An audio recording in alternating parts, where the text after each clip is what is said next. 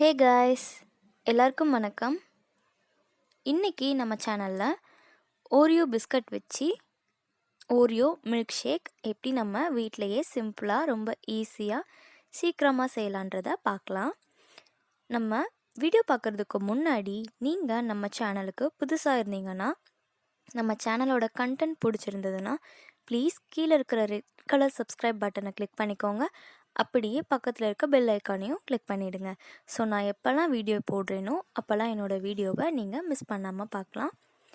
வாங்க வீடியோக்குள்ளே போகலாம். இந்த ஓரியோ மில்க் ஷேக்கு நமக்கு அஃப்கோர்ஸ் ஓரியோ பிஸ்கட்ஸ் தேவை.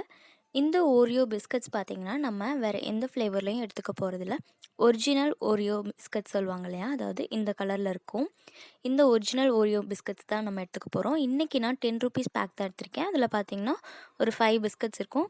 இது க்ரீம் பிஸ்கட்ஸ், ஒரு டபுள் பிஸ்கட்ஸ் இருக்கும். அதில் இந்த மாதிரி ட்விஸ்ட் பண்ணி நீங்கள் எடுத்து வச்சுக்கலாம். நீங்கள் அப்படியே வேணுனாலும் உடச்சி போட்டுக்கலாம்.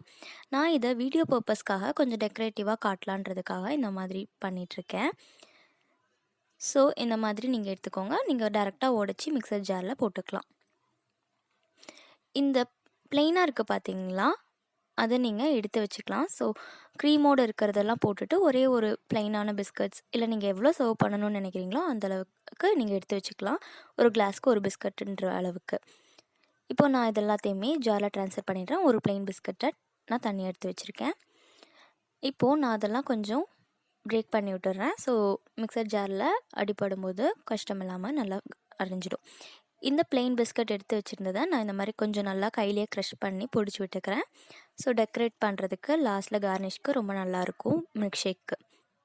இப்போ நம்ம அந்த பிஸ்கட்டில் 1 கப் அளவுக்கு பால் ஆட் பண்ணிக்கலாம். நார்மலாக டீ கிளாஸ் அளவுக்கு. இதில் 2 ஐஸ் க்யூப்ஸ் ஆட் பண்ணிக்கிறேன். அது கூடவே 2 ஸ்கூப் அளவுக்கு வெண்ணிலா ஐஸ்கிரீம். இது நான் வீட்டிலையே செஞ்ச ஐஸ்கிரீம். இதோட வீடியோ லிங்க்கில் போட்டிருக்கேன். இந்த ஐஸ்கிரீம் கொஞ்சம் நேரம் எடுத்து வச்சதுனால மெல்ட் ஆயிடுச்சு. இப்போ பார்த்திங்கன்னா நம்ம நல்லா அரைச்சி எடுத்தாச்சு. ஸோ இதை ஒரு கிளாஸில் ட்ரான்ஸ்ஃபர் பண்ணிக்கலாம். இது ரொம்பவே டேஸ்ட்டாக இருக்கும். இதுக்கு சுகர்லாம் எதுவும் ஆட் பண்ணணும்னு அவசியம் இல்லை. இது பேச்சுலர்ஸ் கூட ரொம்ப ஈஸியாக செஞ்சிடலாம். ஐஸ்கிரீம் நீங்கள் கடையில் வாங்கி கூட செஞ்சுக்கலாம். வெனிலா ஐஸ்கிரீம் ரொம்ப நல்லாயிருக்கும் இதுக்கு. கடைசியாக இப்போ பொடிச்சு வச்சுருந்த பிஸ்கட்டையும் மேலே கார்னிஷ் பண்ணிக்கிறேன். அவ்வளோதாங்க, நம்ம மில்க் ஷேக் ரெடி ஆயிடுச்சு. உங்களுக்கு வேணுங்கிற மாதிரி இதை கார்னிஷ் பண்ணி நீங்கள் சர்வ் பண்ணலாம். குழந்தைங்களுக்கு, பெரியவங்களுக்கு எல்லாருக்குமே இதை கொடுக்கலாம். குழந்தைங்க ரொம்ப முக்கியமாக விரும்பி சாப்பிடுவாங்க.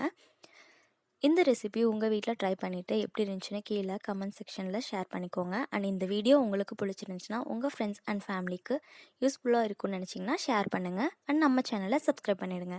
தேங்க்யூ.